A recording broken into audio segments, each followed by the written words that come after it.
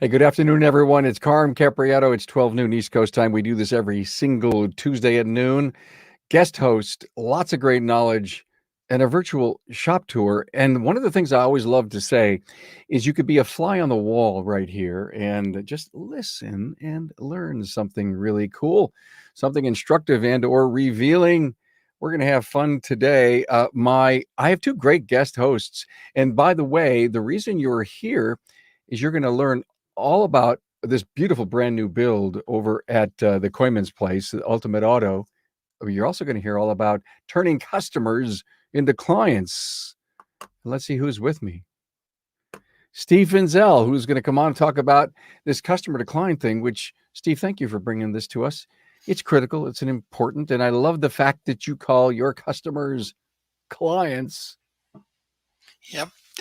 It's an interesting concept, but I thought that as we're trying to fill those schedules and spending all those marketing dollars, you've got those people right there. Why are they not doing tires and oil change? Why aren't they doing everything with us? Got it. So much. Thank you. Sarah and Chad Koyman are here from Ultimate Auto in Sioux Falls, South Dakota. Chad, Sarah, how you doing? Doing great. While we were in the green room, I found out a lot of great stuff about the company and the recent new build. Let's show a picture of the tour we're going to have. We're going to go inside this new build, and hopefully the audience has a whole bunch of questions that we can ask of you. Can't wait to see the tour. If you're with us on social media, please give us a like, check in with your city, give us a comment. You have a question for my guests, or share this out. We're coming to you live from the Dorman OE Fix studio. So glad to have Dorman as a partner on the show. So, Stephen, how's business at your neck of the woods? Business is crazy booming. Now, car counts are up. People are willing to wait to have cars done. Obviously, technicians, everybody could use 1, 2, 3 more. We're in the same boat right now. Things couldn't be any better, besides maybe a little part shortage.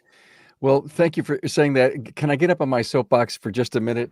Do you all know that I actually have a soapbox? Do you all know that? See my soapbox? There's my soapbox. So here's my soapbox. My mic just moved. Steve said people are willing to wait. And I think we've done this on some shows just recently. We have to stop promising the car the same day. Same day service has become a commodity. We work so hard with scheduling and parts availability and all this stuff to make it happen.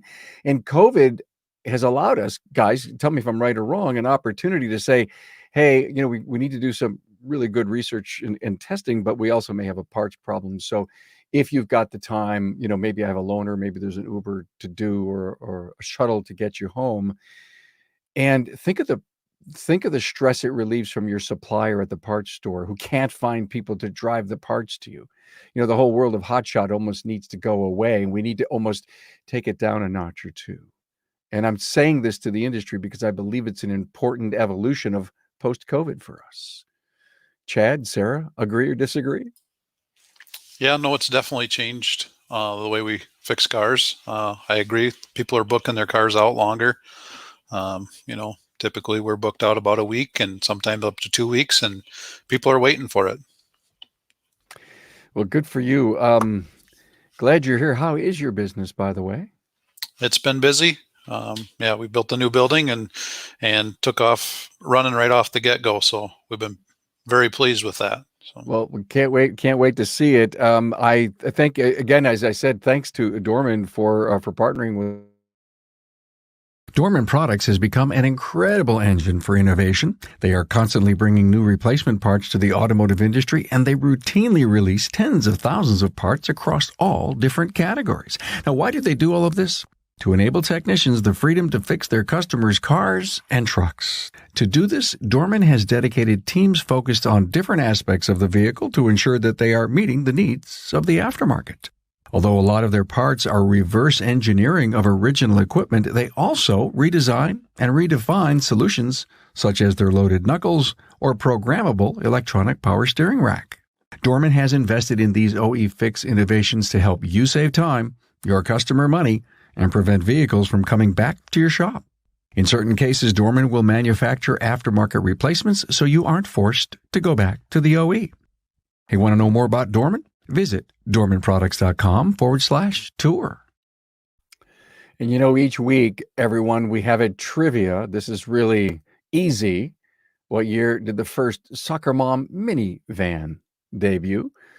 And I think you all know who the father of the minivan is, even though he may not have actually invented it, but who the father of the minivan is. Hey, listen, if you go to our website and you type in Steve Finzel, you'll see some other episodes we've done with him. And Sarah and Chad Koyman are brand new. Glad to have two brand new voices on the show. And probably when we release this Saturday and you type in Sarah and Chad Koyman, this episode will come up because it releases next Friday. Hey, I'm passionate about what's going on with national recognition of the service professional. And this is the second annual award nominations for the awards, the incredible honors that Apex is bestowing on the aftermarket of Shop Owner of the Year, Technician of the Year, and Service Advisor of the Year. aapexshow.com/service awards. Let me tell you a little secret. You go to the site, you decide which category you want to nominate from, and you can nominate all of them if you want. Literally print out the application. It's an online form, but print it out so that you know what you need to fill in, handwrite it, do all the things you have to do. And then when you're prepared and you're ready, go back on the site, click on the online form and complete it. This is one hell of an honor, everyone. It's national recognition. I'm so far heavy behind this. I would love to see you out there. Maybe you want to nominate yourself, but I guarantee you any shop owner has some great techs, great service advisors, and many of our peer groups know someone in their group who's worthy of a nomination. Well, look at let me tell you a little bit about the shows that are coming up or that have recently released.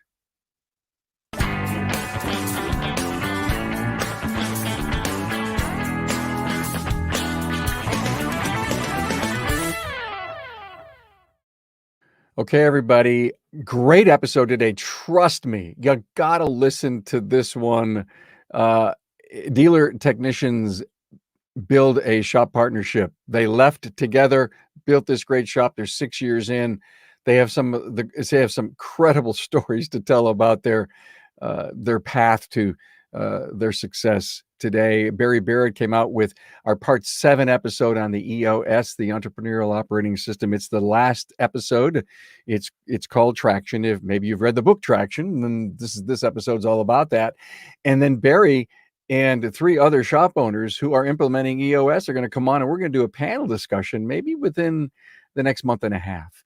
And our Town Hall Academy that was just released last week was about having a second in command from a COO's perspective, the general manager's perspective. Well, this Friday, I'm going to tell you about this Friday coming up. But Steve, let's get ready to bring on your discussion here. I'm so excited that you're with us. You've been on before, and you're gonna talk about turning customers into clients. And Steve, give me an idea. Why do customers call your shop? Well, that's where it goes. I think, first of all, customers are calling because they want to schedule an appointment. They could be calling because they know that you perform a service they need, or they could be calling because they're responding to your marketing. So, I mean, when you answer in the phone right away, you should know exactly why this person needs your services or how you're going to provide them. Obviously, the easiest one is to just schedule the appointment. And that's what clients really do. Customers make purchases based on what they want and when they want them. And I think that's where, if you think about it, sometimes you're their oil change guy. Sometimes you're their check engine light guy. Sometimes you're their diagnostic guy or their heavy engine guy. Why aren't you their tire alignment guy? Why aren't you their brake guy? Why are they going everywhere else? So that's where what you're saying is clients come to you for everything. And that's the strategy for every technician and every service advisor knowing that. Right. And it's hard to get there because we all work a fast pace on the front counter. But at some point, there's that time to develop the relationship where you find out what this customer wants and what's their expectations for this car. Are they a salesman that's on the road all the time, going in and out of different states? Are they the kid's car? Is it the mom's car that's running around town all the time? How long do they keep their car? Those type of things. And so I think once you sit down and have that conversation, whether it's a phone call after they've already checked in, whether it's why they're sitting in your waiting room, find out what they expect from their car. That kind of opens the door that you really just don't care about the sale right now, but you're caring about what their needs are. How are you going to protect their investment? How long you're going to get it to last for them, those type of things. So that's kind of where I start with all of that. Once you've developed that relationship, I think the second step is, you know what the current mileage is. You talk to them about, repair work that they've had done. Maybe they've been in and they've spot done work where you can kind of gauge how many miles a year they're putting on the car. And for instance, there's your opportunity that the car's only got 28,000 miles on it, but at 50,000, they're going to need tires. So you can do a little math, figure out how many months I need to set up a reminder. Obviously you've got to have a great management system where you can track those reminders, but when are those service interval dates, those 30, 60, 90,000 miles? When is that 100,000 mile service going to come up? And then based on what they told you, are they even going to have the car then? So those are some of the things that I think is taking a customer and turning them into a client. So you're beating them to the punch with your CRM. And they also understand that even though they're in for brakes, you're talking to them about tires. Even though they're in for a check engine light, you're talking about saving them, having them save money for 6 months down the road. Yep. Or a year down the road. So somebody comes in, maybe it's a cold call or not, and you would put a tag on them called customer, and you want to turn them into a client.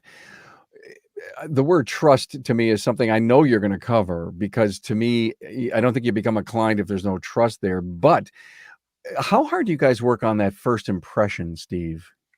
The first impression is critical. And I think anybody that's worked with a coaching team or management team, the first thing they're doing is working on image. We happen to be a Napa Auto Care Center, so they even have a pro image component of their program. We definitely are all going to market against the dealership. So you kind of got to look the part. You've got to present yourself like that. You've got to have some type of uniform or some type of professional appearance. Those kind of things, even though they seem minute, that is your first impression. And that is probably the first step of building that trust. Unbelievable that we don't seem to put trust high enough on the list. Chad, Sarah, is trust something that you instill greatly on your team? Yes, I would agree with all that. We try our best to earn everybody's trust and treat them, on a personal level, that when they come in, they feel welcomed and they can trust us. One of the things that when you're having the conversations about items that aren't done now, obviously there's no pressure there. And I think, even like in any type of relationship, when you start asking people about themselves and they start sharing, that right there, I think is going to build some trust. When you walk into the shop and the guy's telling you what you have to do to the car, the guy really doesn't care about your concern that you've got to pick kids up at 3:00.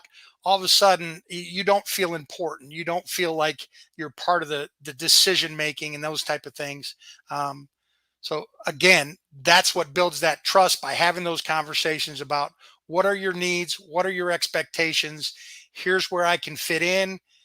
If you're looking to lease this car for 2 years, let's do oil change, rotate your tires, get you out of here. That builds trust for maybe the wife's car, or maybe the kid's car. Steve, let me ask you a question. Do your service advisors, when they're having a dialogue with a I'm gonna give away my question. When they're having a dialogue with a customer, do they say you're a very valued client? Does the word customer, is it gone from your vocabulary, and is it always client? So when they hear that word client, it gives them a completely different expectation? I I have never really put that guideline down, and I probably should, hearing you say that, but I think that my people are using the customer's name. I don't think we talk in reference to customer, but um, I think that would be very impressionable if they would refer to them as, as my client. I really would like to do this. We talk about that in our presentation. I mean, this is one of my pieces that I use with my front counter sales guys when we go back and reiterate what's the vision, what's the purpose, what are we doing here. We go to this script. And we never say the word customer going forward from this moment. It's always client, client, client. So do clients get tours of your place? Not necessarily. We try to keep the technicians separated so they can do what they do. But within our waiting room and our front counter area, we do walkarounds with the customers out on the lot, but really not through the facility at all. It's kind of a busy place here, and Yeah, that would just kind of be in the way type yeah, of thing. yeah. Thank you for everyone who's hanging out with us on social. Appreciate all the great comments we're getting. By the way, you have a brand new place, Chad and Sarah. I bet you're itching to show customers, giving them a tour. There's been a handful of them that we'll take just out into the shop, but we don't. Yeah, like Steve said, we don't tour everybody through there, but we'll let them peek in the windows and look out in the shop. And Well, I can't wait to see the tour, because you probably have a window that people can look into the shop. Yep, in the one hallway we do. So Cool, great. Well, look, at this was interesting. We can go on for a total, hour-long episode on the whole thing with customers and clients. We've done shows with coaches on that with shop owners, Steve. So thank you for bringing this. Was there anything else that we didn't catch that you wanted to bring to us? Steve, you're on mute. I am. I think the biggest takeaway that if I would like anybody to know is just thinking about all the opportunities with a car that's in front of your shop based on the date, the mileage, and the customer's needs. And it goes from tires, batteries, service work, tune-up work, all of that kind of stuff, that if you can get that, somehow figure out how your management system works, that you can get that retention into your system. I think it's a lot easier to deal with somebody that already has the trust to come to you. They know how to get to your shop. They like doing business with you. Yep. I think it really works well. Wonderful. Thank you for this great advice on turning customers into clients. Bill Connor, good to have you here. He says building trust is a great tool for building value and moving price down the list of things that clients focus on. Very, very smart. Thank you so much. Appreciate this. Hey, this coming Friday, Town Hall Academy is on addiction. How to help, what can we do? Drugs, alcohol, shopping, gambling, go down the list. Many people suffer from different various forms of addiction. They work inside of our automotive aftermarket, and we know that we either need to help them or tolerate them or move on with them. And two of our panelists, Brian Holthe and David Wagner, are recovering addicts, and they're going to tell you their story. And Matt Fonslow has addiction in his family. He has seen it, he has coped with it, and he's going to bring a ton of great statistics to us as to how we can cope and help. Our industry, being one of the largest in the economy, does suffer from this, and we're having this is, I think, maybe our third episode on addiction that we're doing. Well, hey, I think it's time. I think it's time for our shop tour, and with Sarah.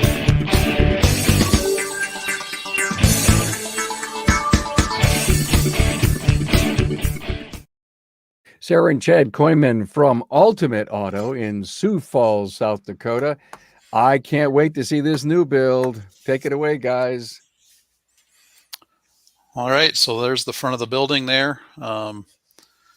We're in the southeast side of Sioux Falls, 77th and Cliff area, front lawn there with the retention pond and parking for customers up the driveway. Are you kind of in an industrial area? It's apartments, and we have a football stadium right to the north of us and school to the northeast of us there. Is that your building way in the back? That is an additional building that we did for storage for different shop vehicles and tow truck and things like that. Cool.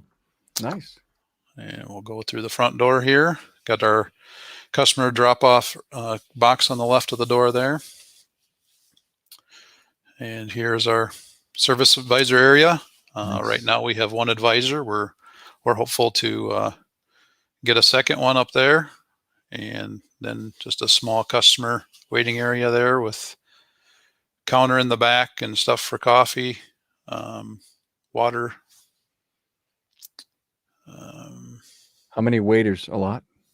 Not a ton. I mean, we'll probably get a half a dozen throughout the day, but just kind of depends on the day. Some days we just get one or two. So, did you design this? Did your team design this? Architect design it? Myself and Sarah kind of went through things and kind of designed it ourselves and sat down with the architect. That's just a real small office that we thought maybe someday will be maybe like a parts manager or something, or if the service advisors need to get into a little office. That could be your customer service support right there. Right. That's our office admin office right there. Mm-hmm. She helps assist with the service advising when it gets busy. And then this is the employee break room with the... I like the access to the shop you could get at it from both sides. Are we going to see that graphic on the wall? I hope we can see that. I think we will. I think I turn around here again in just a minute, Carmen. So ice machine, microwave, and then, there's our... Nice. Are these your values? Yeah, Sarah found that. She can speak on that, but yeah. We just simple things, but just reminders to our team, what they play even behind the scenes, even though they might not be the one to answer the phone right away or greeting that customer face to face. Just that reminder that our team cannot be who they are without each other and what they all do on their own. So I love that. Excellent. And we were just ecstatic to have a break room itself. Our old building that we moved into 21 years ago was a new build, but the simple things that we could do now because we could do it to meet our needs. So we didn't have a break room before to give our team. So that was exciting. So this is our main area where we do our oil changes.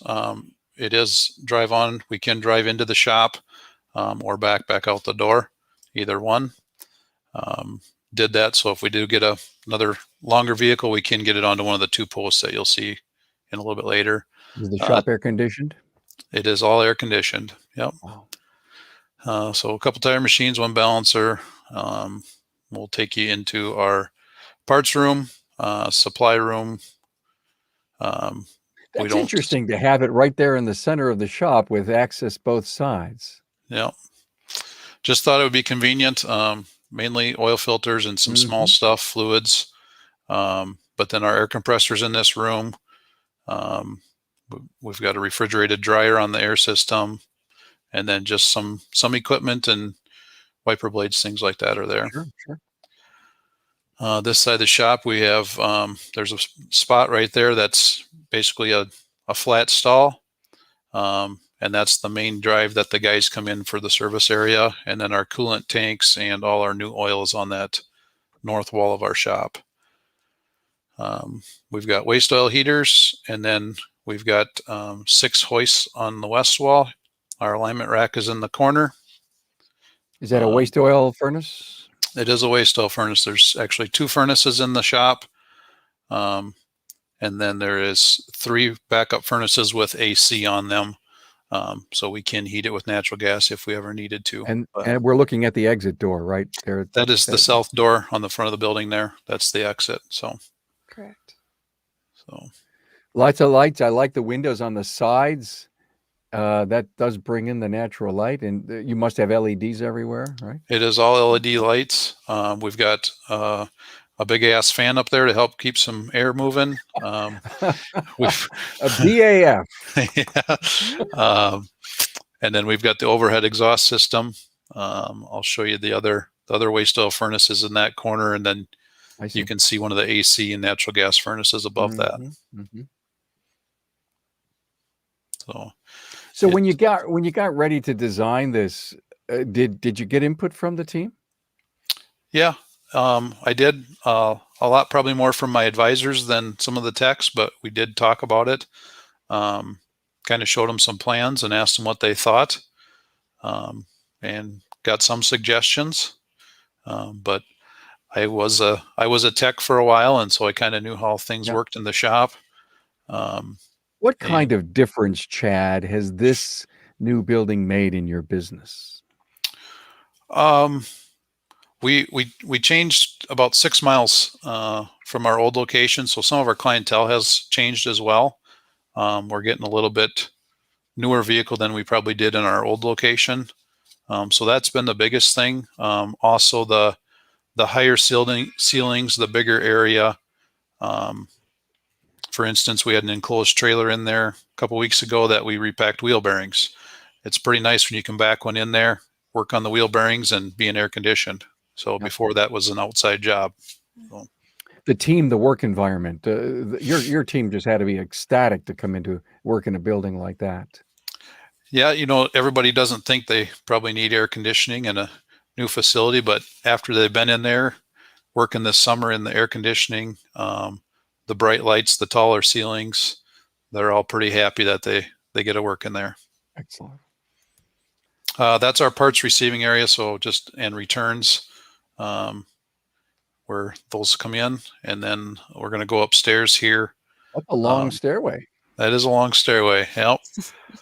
We up the stairs here, we got a conference training room, and then a couple offices and a bathroom. There's a shot of the shop from upstairs there. But wow. The building's 80 by 100, 8,000 square foot, plus the 2 levels of the office. But yeah, inside in this conference room here, we've got a pretty wide open room. Okay, we keep seeing this over and over again, Chad and Sarah, that owners in a new build or in a remodel are adding this kind of space, and I salute you. And have you had these? These must be your offices, I imagine. This is my office that I'm sitting in right now today. Okay, and then the next one over here is Sarah, so she's right next to me upstairs. Here. Excellent. Have you used the conference room / training room for training yet? So we've not used it a ton yet, but we did use it quite a bit throughout finishing the project. I'll go into this room a minute, Carm, and then we'll go back.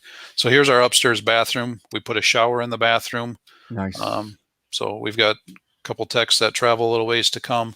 If they ever want to take a shower after work and go do something that night, they have that capabilities. And then here's our conference table. I love this. Oh, stop that just for a moment, Tracy. Look at the logo that's burned. It looks like it's burned in there, right? It is. Wow. That is hand built by Chad. And so you're a woodworker, Chad. Well, I tried. It turned out pretty good. So beautiful. What's it made out of? What kind of wood? It's just all 2x8 pines that we glued and screwed together, and then stained and burned that logo in there. And neat. So I was telling you, the conference room we used more when we were moving into the facility.